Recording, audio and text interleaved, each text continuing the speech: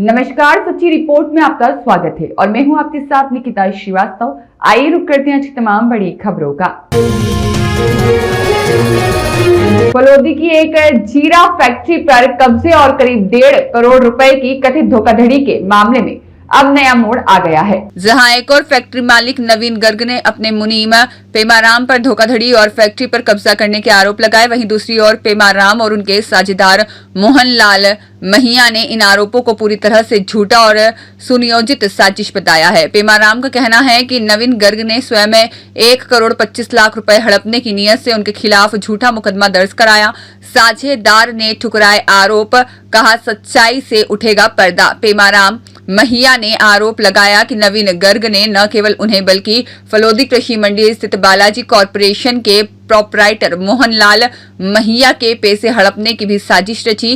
पेमाराम के अनुसार नवीन गर्ग पर मोहनलाल महिया के लगभग 1 करोड़ 25 लाख रुपए और स्वयं उनके 35 से 40 लाख रुपए बकाया हैं। जब उन्होंने अपने भुगतान की मांग की तो उन्हें फंसाने के उद्देश्य से यह मामला दर्ज कराया गया। पेमाराम ने पुलिस प्रशासन और कृषि मंडी के व्यापारियों से मामले की निष्पक्ष जांच कराने की मांग की है। उन्होंने कहा, मैं हर प्रकार की जांच के लिए तैयार हूं। यदि मैं दोषी पाया गया तो सजा के साथ साथ हर्जाना देने को भी तैयार हूं। उन्होंने यह भी दावा किया कि नवीन गर्ग पहले ही अग्रिम जमानत ले चुके हैं और जिससे उनके इरादे पर सवाल खड़े होने तय हैं। गायब बताया जा रहा है जीरा फैक्ट्री में मौजूद, और पेमाराम ने नवीन गर्ग के उस आरोप को भी खारिज किया जिसमें फैक्ट्री में 9700 किलो जीरा गायब होने की बात कही गई थी। उनका कहना है कि करीब 9987 किलो जीरा आज भी फैक्ट्री में सुरक्षित रखा हुआ है। साथ ही जो जीरा बेचा गया है उसके भी नवीन गर्ग के हस्ताक्षर युक्त दस्तावेज उनके पास मौजूद है। उन्होंने यह भी खुलासा किया कि फैक्ट्री में 5 करोड़ नहीं बल्कि 24 करोड़ रुपए से अधिक का कारोबार हुआ, जिसके प्रमाण उनके पास सुरक्षित है। सितंबर 2025 में चल रहा है विवाद, जहां बालाजी कॉरपोरेशन के प्रोपराइटर मोहनलाल महिया के अनुसार सितंबर 2025 से ही उनका और नवीन गर्ग का लेन देन को लेकर विवाद चल रहा है। भुगतान नहीं होने पर उन्होंने और पेमाराम ने पहले ही कानूनी कार्रवाई शुरू कर दी थी। मोहनलाल का आरोप है कि भुगतान से बचने के लिए नवीन गर्ग ने अदालत में इस्तगासा पेश कर यह झूठा मुकदमा दर्ज कराया और उनका कहना है कि सच्चाई जल्द सामने आएगी। कर्मचारियों का वेतन भी लंबित है। जानकारी के अनुसार नवीन गर्ग द्वारा अपने लेखाकार का कई महीनों से वेतन भी रोका गया है, जिससे वह भी आर्थिक परेशानी का सामना कर रहा है। मैं मोहनलाल मैया, मेरे यहाँ अभी जो मैं बैठा हूँ ये बालाजी फवारा सेंटर पाइप फवारा की दुकान है और कृषि मंडी में मेरे मिसेज के नाम की दुकान है बालाजी कॉरपोरेशन। उसमें मैं कृषि जिनिस का जीरा, रायडा, ये सब अरंडी वगैरह, मूंगफली, इनका काम करता हूँ। और अब बात ये है कि हमें प्रेमाराम और नवीन जी गर्ग जो आगरा के रहने वाले हैं 2024 में फरवरी महीने में हमारे पास आए थे। यहाँ बैठ के इसी दुकान में बातचीत करी कि हम यहाँ जीरे की फैक्ट्री लगाना चाहते हैं और जीरा क्लीन करके हम आगरा भेजेंगे। यहाँ कोई फैक्ट्री किराए इधर उधर देखी, उन्होंने आपकी फैक्ट्री किराए ले ली। फिर हमारे से माल लेना शुरू कर दिया और मंडी से जीरा वगैरह देखते, खरीदते। कोई मंडी से हमारी फर्म से ले लेते। कुछ मेरे यहाँ जानकार किसान है, उनका फैक्ट्री में तुल जाता, डायरेक्ट तुल जाता, किसान के खेत में जाके सौदा कर लेते कभी। ऐसे करते हमारे साल भर काम चलता रहा। प्रेमाराम जीरा खरीदने के लिए आता और हमारी फर्म का या किसानों का पेमेंट नवीन जी अपने द्वारा देते, किसी किसान के सीधा खाते में डाल देते, कभी किसान को रोकड़ दिलवा देते, कभी किसान को दे देते। पेमेंट देने का काम नवीन जी करते और माल खरीदने का काम प्रेमाराम करते। हमारे पास उस टाइम वो आए थे तो कह रहे थे कि भी प्रेमा और मेरे काफ़ी समय पुरानी जानकारी है और मेरे तो कोई लड़का लड़की है नहीं, बेटे बेटी है नहीं। प्रेमा मेरे बेटे की जगह है और हम दोनों पार्टनरशिप में व्यापार कर रहे हैं। 30% प्रेमा की है, 70% मेरी है। प्रेमा को मैं लाया हूँ कि ऐसे फैक्ट्रियों में लेबर की तरह नौकरी कितने दिन करता रहेगा, आखिर आपके भी बेटियाँ हैं और है, तो मेरे साथ में अगर व्यापार करेगा तो मैं लगभग तेरे को 20-30 लाख रुपए साल को कमा के दे दूंगा और तुम यहाँ काम करते रहो और तेरे वो जो तनख्वाह होती है, वो वेतन होता है महीने का, वो भी दे दूंगा। ऐसा करके ये काम करने लगे। हमने तो प्रेमाराम से भी कहा कि तेरे सेठ के क्या है, कि 30% मैं भागीदार हूँ, 70% सेठ भागीदार है। सेठ को भी पूछा नवीन जी आपके ऋण के क्या है, कि 30% मेरे प्रेमा भागीदार है, प्रेमा मेरा माल खरीदेगा, पेमेंट मैं दूंगा। प्रेमा जितना भी माल खरीदता है और करता है उसका पेमेंट देने की जवाबदारी मेरी है। मैं उनसे ही पेमेंट मांगता, उनके व्हाट्सएप भी समय समय पर उनको देता भी, ये इतने का आपके माल आ गया, इतने का माल आ गया, इतने का माल आ गया।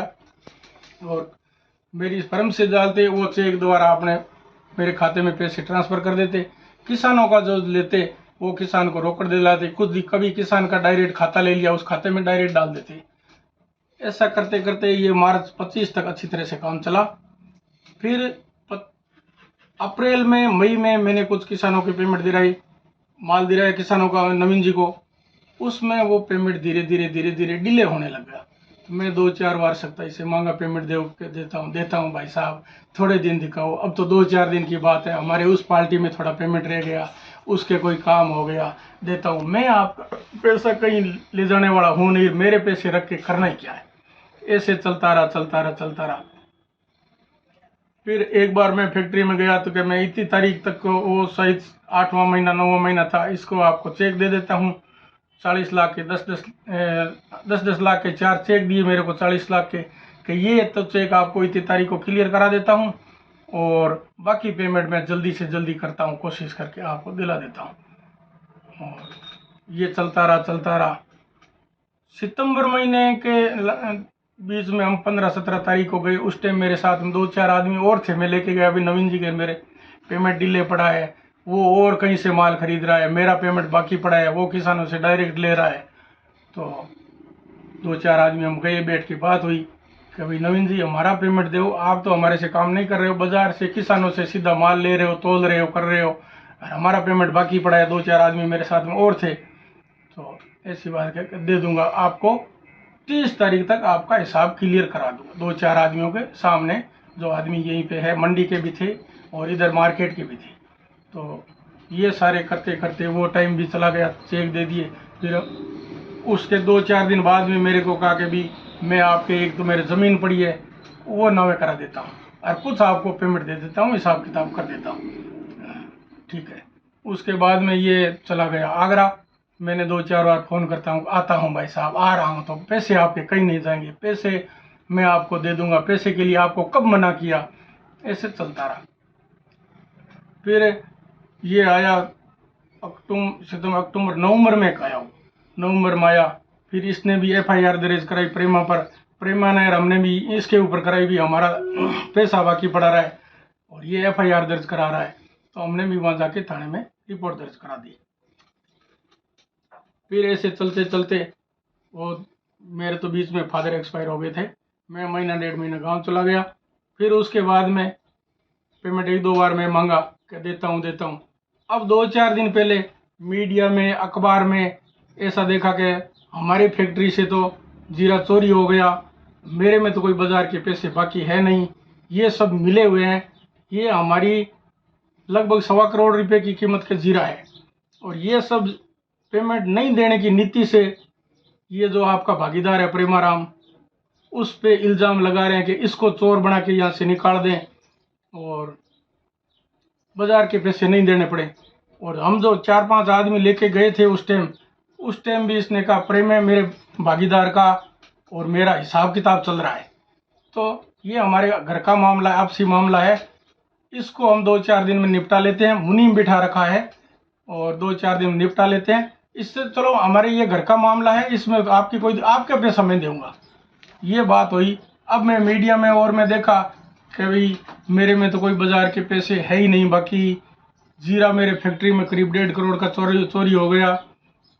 इसमें ये 1.25 करोड़ रुपए बाजार के हैं। ये खाने की नीति से, हड़पने की नीति से उसको चोर बना रहा है। अब वो उसको चोर बनाए, उसका पार्टनर है, वो जाने, उसका काम जाने। प्रशासन उसमें पता करेगा भी कौन चोर है, कौन साहूकार है। हमारा बाजार का पैसा है, किसानों का पैसा है, जीरे का पैसा है, वो दिलाने में प्रशासन, मंडी के व्यापारी और भी कोई जो मौजूदा आदमी है। हादसा हो गया था, अपना जिम्मेवार कौन है। फिर बाद में हमने रिकॉर्डिंग करने चालू की, तो लास्ट हमारी रिकॉर्डिंग हुई थी, उसमें मोहन जी भी साथ में थे, उनके जोधपुर से कोई आए हुए 2 आदमी और वो भी थे साथ में, और 2-3 आदमी अन्य थे। उनको बैठ के सारी बातचीत जो की है उसकी सारा सबूत मेरे पास में। कोई किसी ने तू शब्द नहीं बोला है, आज दिन तक कोई किसी ने तू शब्द नहीं बोला है। और हमारे साथ में बैठने वाले लोगों के भी आरोप लगाया जा रहा है, उसका या तो सबूत पेश करें, हमको धमकी दी है या उनका फालतू का नाम क्यों बदनाम कर रहे हैं। उनका भी, जो किसी को भी आप हमारे पास सहायता करने के लिए आए, आपका नाम कोई गलत देगा कि वो वहाँ के जाके मिल के ऐसा काम कर लिया है, तो हर किसी को बुरा लगता है। जैसे आपको लगता है वैसे उनको भी बुरा लगेगा। तो आज कोई भी इंसान मेरे साथ कोई बैठ गया, उसका नाम आप ऐसे गलत साबित करोगे तो मेरे साथ में कौन बैठेगा, कौन आएगा मेरे पास में।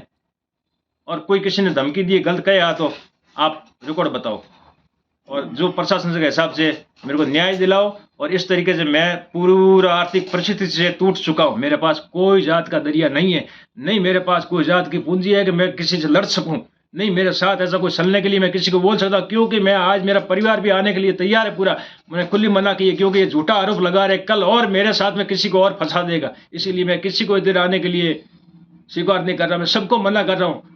मैं मेरे साथ में इधर फलोदी में बैठा, उसको भी मैंने बोला भैया जो मैं मेरी जगह हूँ, मैं मेरी सच्चाई पे हूँ, मेरे को साथ कोई भी आके कैसे बेच रहा, मेरे पास एक एक सबूत पड़ा, मैं किसी से संतोषपूर्वक जवाब दूंगा, मैं किसी को बर्बाद नहीं करने दूंगा। और मेरे साथ अन्याय हो रहा है, कोई न्याय दिलाने वाला हो। प्रहलाद पुरोहित की रिपोर्ट।